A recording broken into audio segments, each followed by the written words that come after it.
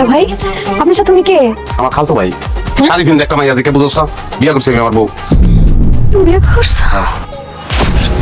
এই মেয়েকে বিয়ের খবর শুনে এরকম অজ্ঞান হয়ে গেল? মিটি বেড়াম এলে অজ্ঞান হয়ে গেছে। আমা বিয়া করে লাগছে।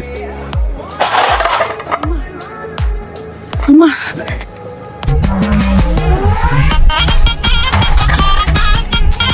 লঙ্কাস কই? বাজার ব্যাগটা ধরো। কই যেতেছো তুমি? তুমি তো কইছো, তুমি গতকালকে কইছো যে আমার যত টেনশন সব ভাগাভাগি করে নিবা। আমার জীবনে সবচেয়ে বড় টেনশন না হনাইতেছে আম্মা তুমি মিলে ভাগাভাগি করো। আমি টোটাল ঠিক আছে। আম্মা সামনের স্যান্ডেল আছে? সামনের স্যান্ডেল থাকলে কিন্তু জ্ঞানটা ফিরান যেত। উপরে গিয়েছে আবার ফিট খাইছে। এটা কেডা?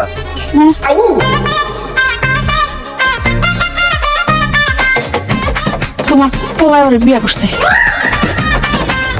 আমি খুলে বলতেছি, মানে হচ্ছে কি আপনার ছেলের বন্ধুর সাথে মূলত আমার বিয়ে হওয়ার কথা ছিল। গতকাল রাতে আপনার ছেলে গেছিল বন্ধুর সাথে বিয়ে খাইতে। ওইখানে আমার গার্ডিয়ানের সাথে আপনার ছেলের বন্ধুর গার্ডিয়ানের মারপিট লেগে যায়।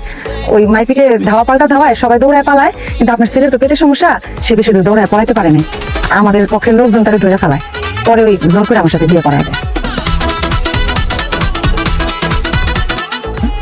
তোর বাপে কি করে? আমার আব্বা নাই, একটা ভাই আছে। ভাই করে কি? জি ডাকাতি করে। কয়েকবার জেলে গেছে, এবার জেল থেকে এসে চাইছিল আমার বিয়েটা সম্পন্ন করবে। ওই আপনার ছেলের বন্ধুর সাথে তো হইলো না, হয়ে গেছে আসলে তার সাথে। আম্মা আমার ঘরটা একটু দেখা দেন, আপনার ছেলের অবস্থা কিন্তু বেশি সুবিধার না। ওই আসার পথে বেশ কয়েকবার নাইমা ওয়াশরুমে লেগেছে। কাজ বক্সে মাইয়া তুমি? জি না, আমার বংশ ডাকাতের না, আমার আব্বা ছিল কবিরাজ। বাচ্চা আছে না কইলে তো মরে গেলাম। বাচ্চা থাকলাম তো এই রূপ কাজে লাগে। আব্বাই কিন্তু অনেক বড় কবিরাজ ছিলেন, ধন্বন্তরী বলতেন সবাই। আমার ঘরটা আমার একটা মাত্র বলা কাজে বসে বিয়ে হচ্ছে, কাজে বসে কই খাল? কই ডাইরেক্ট কই? পোলা বিয়ে করে ফেলাইছিলাম, কি করবেন? পোলাও আমাগো, পোলার বউ আমাগো।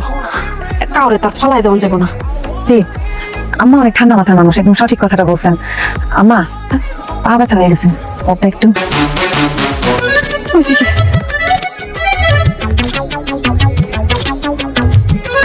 আর রান্নাঘরটা একটু দেখা দিন। ছেলেরে একটু তেলাপিসার পাতার ঝোল রান্না খাওয়ানো, আশেপাশে পাওয়া যাবে তো না আম্মা? আছে। ঠিক আছে।